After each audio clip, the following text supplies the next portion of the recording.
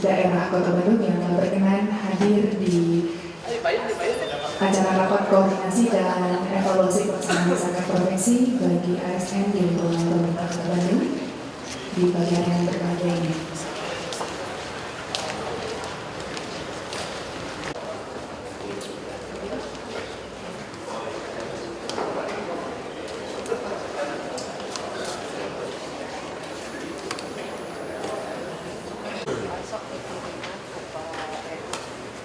Assalamualaikum warahmatullahi wabarakatuh.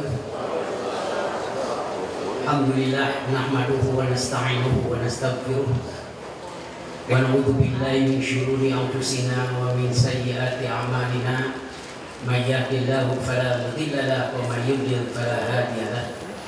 Asyhadu an la ilaha illallah wahdahu la syarika lahu wa asyhadu anna Muhammadan abduhu wa rasuluhu la nabiyya ba'da. Sallallahu alaihi wasallam. Masuk juga para undangan semuanya, para camat yang juga diundang pada hari ini, dan juga para PNS yang sebenarnya sudah diprogramkan sejak beberapa waktu yang lalu. Saya sebagai Ketua Basnas mengaturkan jazakumullah khairan katsira dengan kehadiran di sini, dan mudah-mudahan kehadiran pada hari ini merupakan bagian penting dalam membangun antara kesalehan spiritual, kesalehan ritual, dan kesalehan sosial. Memang ada ketidakseimbangan di antara kita sekalian sejak dulu, padahal kalau berbicara zakat, berbicara infak, berbicara sedekah, itu sudah sangat sedemikian rupa di dalam Al-Quran. Saya ingin menyampaikan di sini kata-kata zakat dalam Al-Quran itu ada 33 kosakata yang biasanya juga disambung dengan masalah sholat. Misalnya salah satu contoh, innalladzina amanu wa amilus sholihati wa aqamus sholata wa atuz zakat. Aqamus sholat wa atuz zakat. Aqamus sholat wa atuz zakat. Nah, oleh karena itu di Indonesia sekarang dan diharapkan sekali sebenarnya seandainya itu bisa dilaksanakan, ternyata cukup banyak hasilnya, paling tidak itu 230 triliun kalau tidak salah ingat saja di Indonesia ini mestinya dari hasil zakat. Tapi sekarang kita baru punya 3 triliun sekian saja per tahunnya, bukan per bulan ya. Mestinya 230 triliunan itu per tahun itu. Untuk apa? Ya tentu saja tadi sudah dibacakan dalam Al-Quran. Pertama ada Al-Fuqara, Al-Masakin, Al-Amilin, kemudian ada juga Gharimin, kemudian ada Mu'allafah Qulubuhum yang disebut Mu'allaf itu, kemudian ada juga Ibnu Sabil, Sabilillah, Al-Gharimin, punya utang juga, itu bisa dibayar dari zakat. Tapi Indonesia terlalu banyak utangnya ya. Sekarang ini 43 miliar dolar lebih, artinya kalau dikalikan 13 rupiah, jadi kita sudah sekian punya 4.000 triliun sekian utang. Dan pada kita bagaimana pendaya gunaan dan pendistribusian itu sebagai perencana pelaksanaan sekaligus membuat laporan penyaluran dana. Kali ini kegiatan yang dimaksud memberi program pendaya gunaan bersifat produktif dalam pendaya penyaluran bersifat konsumtif. Nah, oleh karena itu penting bersifat produktif ini dikembangkan ke depan. Kalau bersifat konsumtif, memang kebanyakannya sudah seperti itu, dan kita mengubah ke depan untuk meningkatkan agar fuqara dan masakin itu makin kecil ke sini, makanya bersifat produktif itu penting. Tapi tadi syaratnya bisa dikasih modal asal. Nah, itu aja. Ya, jangan sampai habis. Modal dari 500 itu kemana-mana. Gitu, ya. Alhamdulillah. Salatu wa salaman ala rasulillah wa ala alihi wa sahbihi wa mawala. La hawla wa la quwata illa billah, amma ba'd. Yang sama-sama kita hormati dan kita muliakan Bapak Sekretaris Daerah Kota Bandung, yang saya hormati para asisten, para kepala SKPD, khusus para pejabat baik di pemerintah Kota Bandung dan Kementerian Agama Kota Bandung, para penyuluh dan undangan yang berbahagia. Mari kita bersama-sama mengucapkan puji syukur kehadirat Allah Subhanahu wa taala Alhamdulillah pagi hari ini pemerintah Kota Bandung dengan Basnas Kota Bandung Prof. Maman yang saya banggakan pada hari ini dapat melaksanakan sosialisasi tentang zakat yang merupakan tindak lanjut dari edaran Pak Wali Kota tentang ayo bayar zakat. Lalu wal amilin alaiha, para petugas Basnas, dan saya himbau karena para pejabat petugas Basnas itu adalah beberapa pejabat dan pegawai Pasekda, saya sendiri kalau dapat honor itu berikan untuk kemaslahatan. Kebetulan saya punya yayasan sebagian honor, kalau ada itu untuk honor guru-guru dunia, Pak, untuk membangun pesantren. Ya.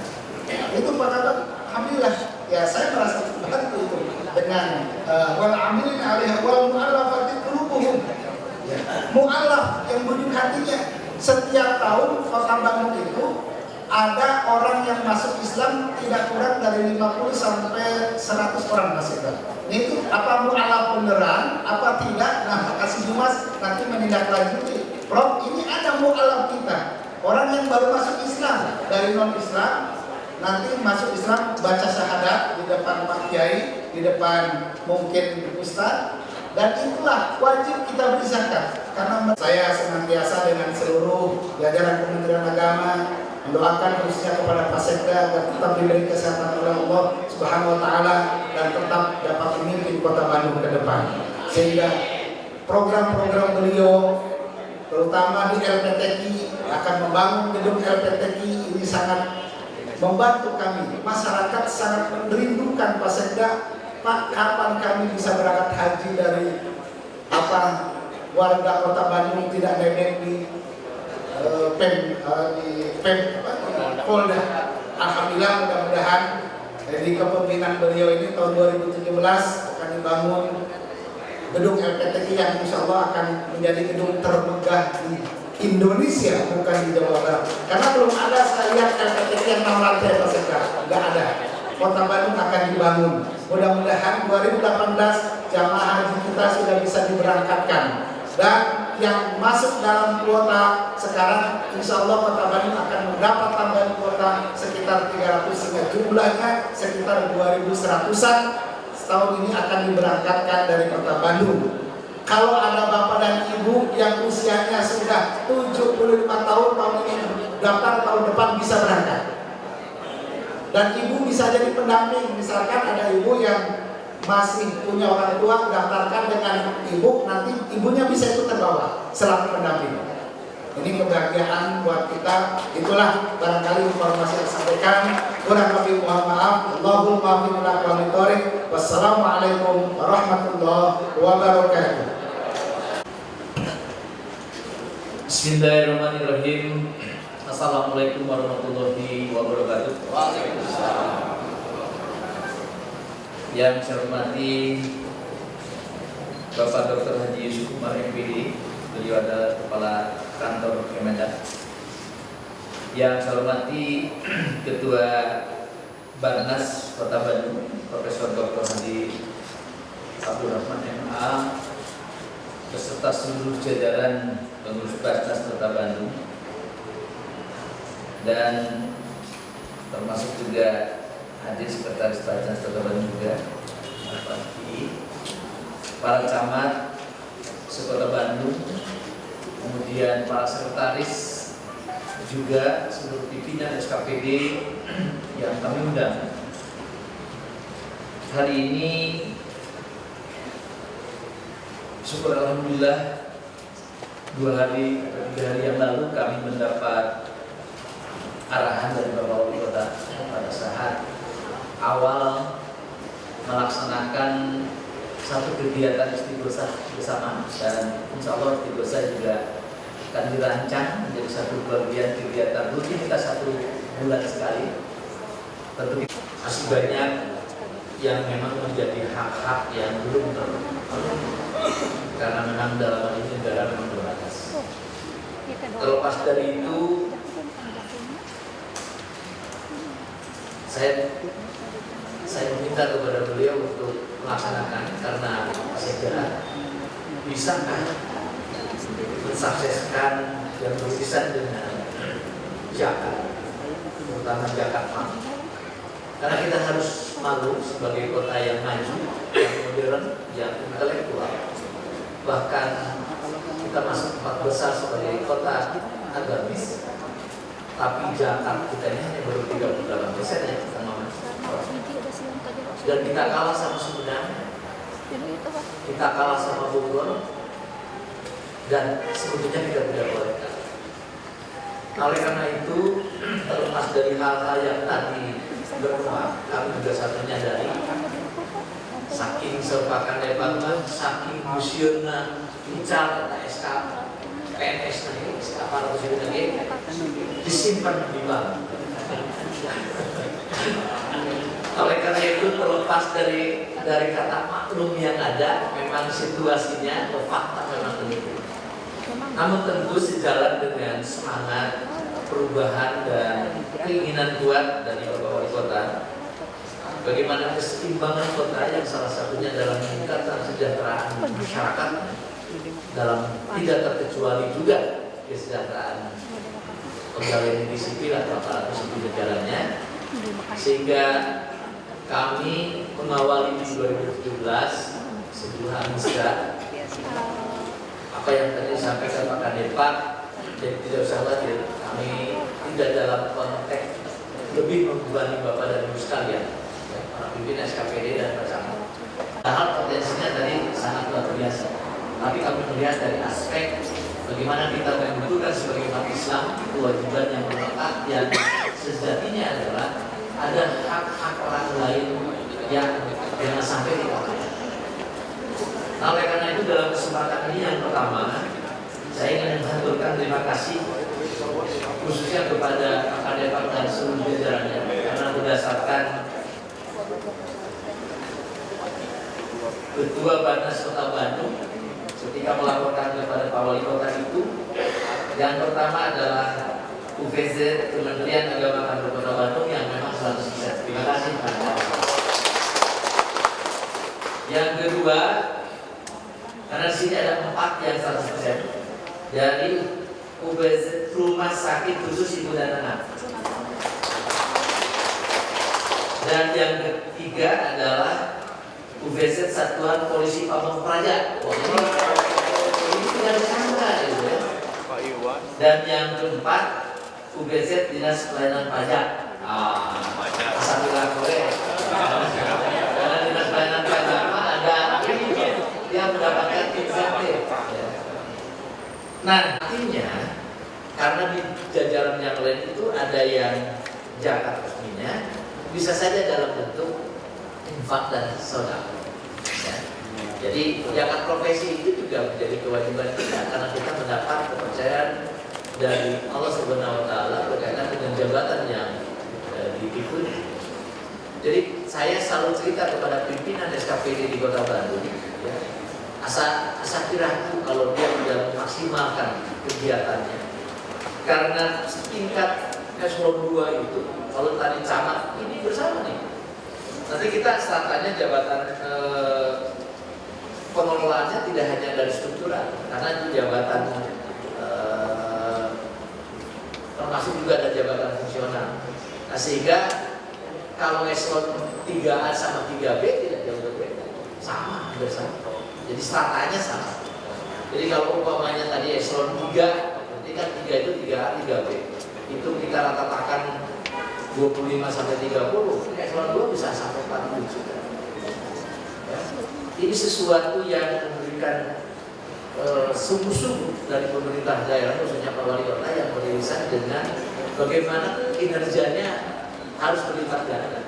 Oleh karena itu, hal yang kecil sebetulnya kegiatan ini, tetapi juga hal ini menjadi besar ketika kita semua tidak mempunyai rasa tanggung jawab terhadap kewajiban itu.